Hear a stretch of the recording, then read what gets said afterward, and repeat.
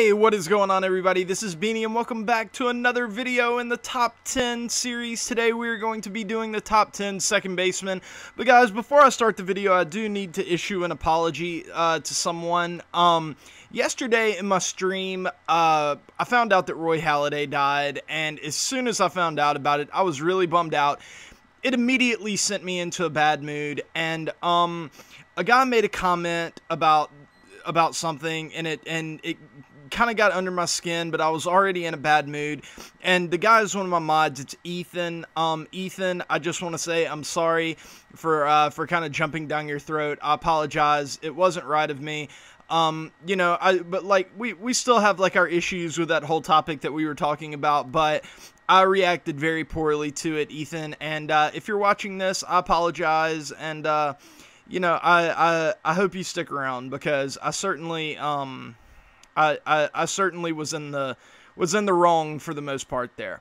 But anyways, I just had to say that before we start the video. But with that being said, let's get into it.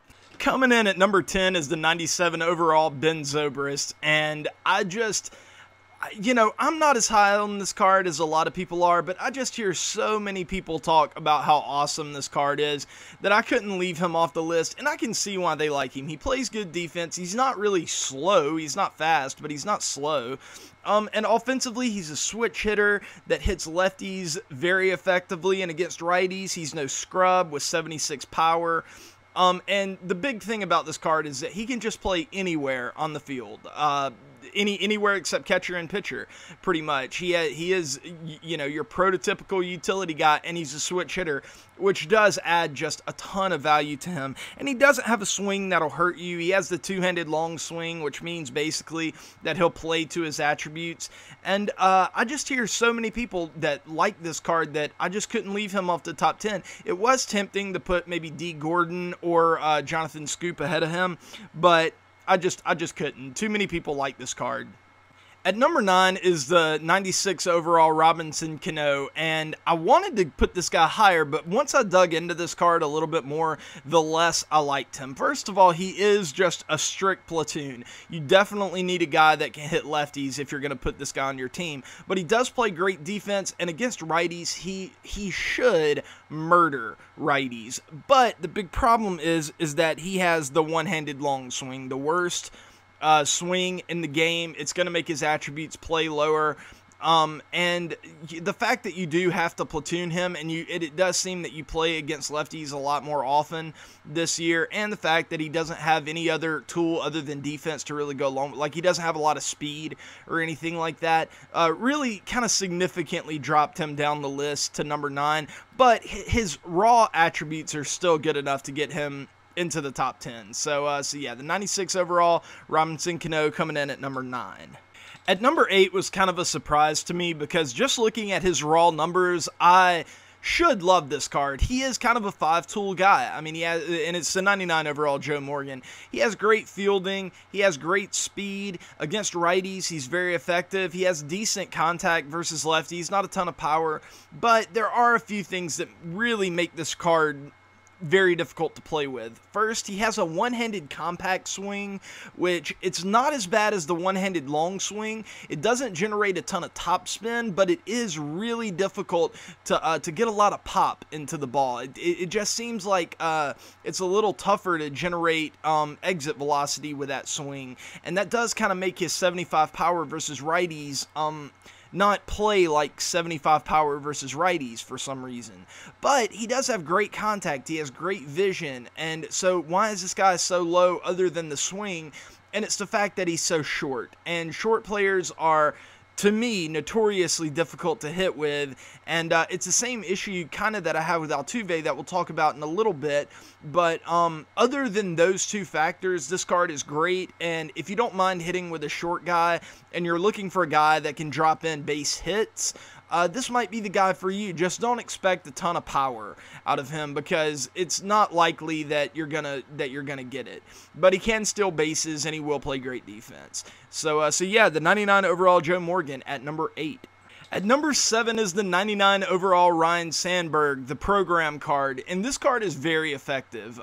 If you have a need at second base and you don't want to go out and spin stubs, I would recommend maybe getting this guy. At least give him a shot, because against righties, he's a monster. 87 vision to go along with 97 against righties is very, very solid, and he doesn't have a bad, he has the two-handed long swing, which means those attributes will likely play to what they say. But against lefties, he is going to be playing with kind of a smaller PCI with 55 contact, but he still has 77 power to fall back on, so if you can get a hold of it, you can hit a home run with him against lefties.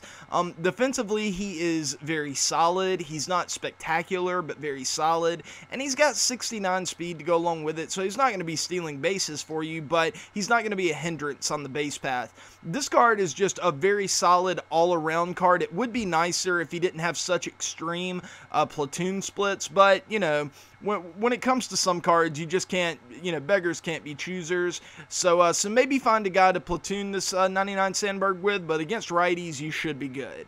At number 6 is the weirdest card in the game, and you're going to be asking me, why is this card the weirdest card in the game?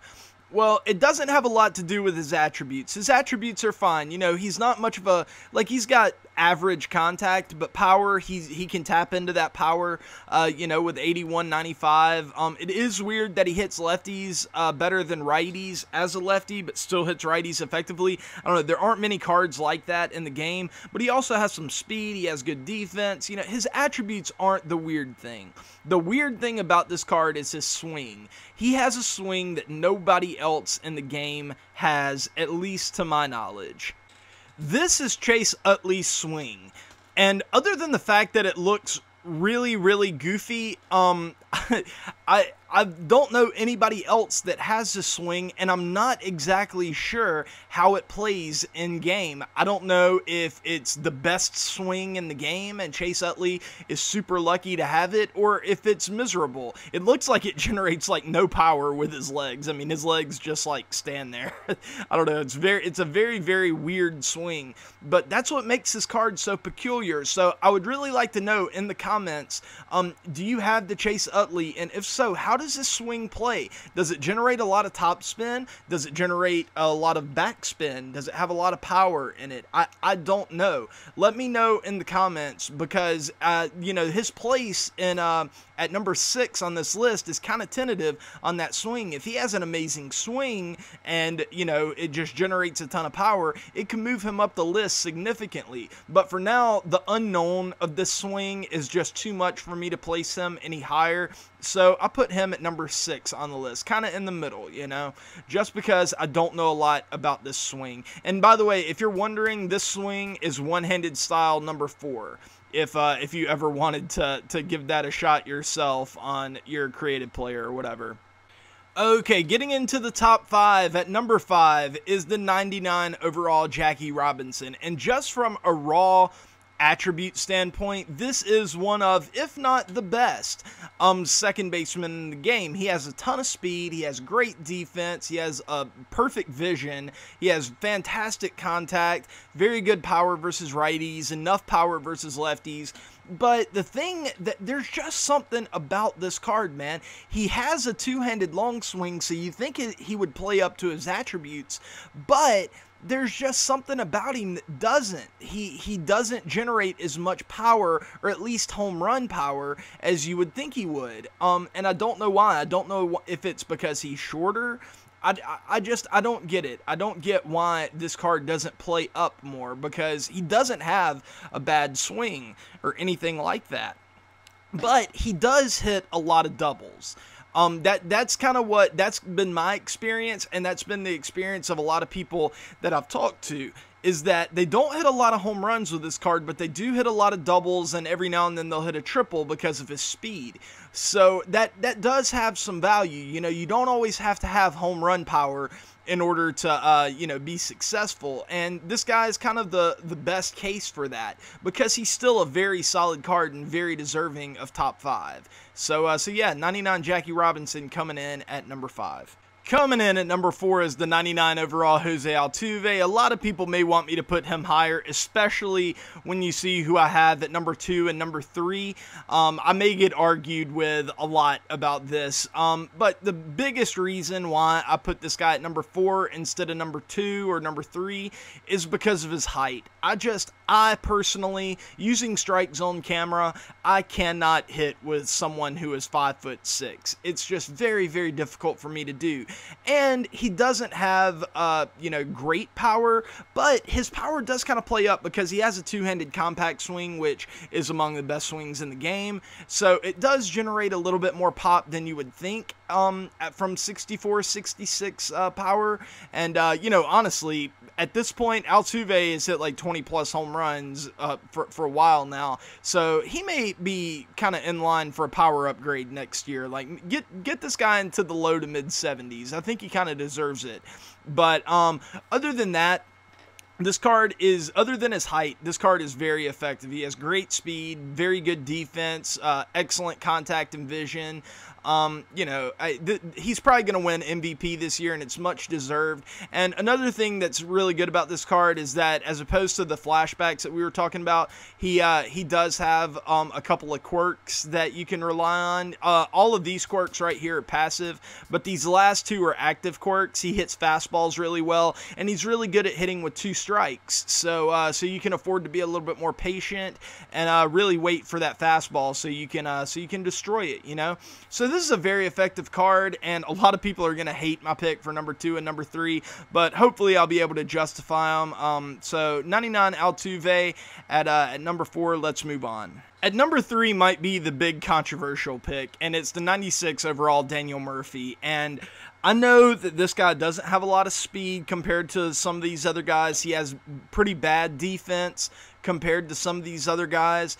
But the reason I picked this guy is just because I think of all the second basemen, this one is probably the best, just pure hitter. He has a ton of power to tap into versus righties. He isn't a platoon guy. He's very effective against lefties as well. His swing isn't going to kill you. He has good your PCI size is going to be fine most of the time. Overall, I just think that this guy is going to provide probably the most offense out of all the second basemen that I've went through so far. So that's the biggest reason why I like this card. I know he's not going to play great defense for you. I know you're probably going to be tempted to stick him at first base or maybe even third base and get, a better defensive guy at second base. But I think you can manage with 72 fielding and 74 reaction. I think you can manage with this card defensively. I don't think it's going to kill you. And the offensive value that he provides is going to be excellent. So yeah, the 96 Daniel Murphy coming in at number 3. God, please don't kill me. I know you guys are going to hate this next pick too. But I don't know. A lot of people like this next card. I definitely like it. So yeah, we'll see. So yeah, 96 Murphy at number 3. Let's move on. At number 2, I picked the 97 Ian Kinsler as the second best second baseman in the game. And a lot of people are going to hate this pick. I don't care, man. This guy kills it for me. He has a two-handed compact swing, which is the best swing in the game, especially for like a righty. He generates a lot more power than you would think with 71, 72 power versus righties and lefties. But against righties, he has unbelievable contact and vision. His PCI is going to be huge, leaves you a lot of room for error. And, man, he can put the ball over the fence. He's excellent at it.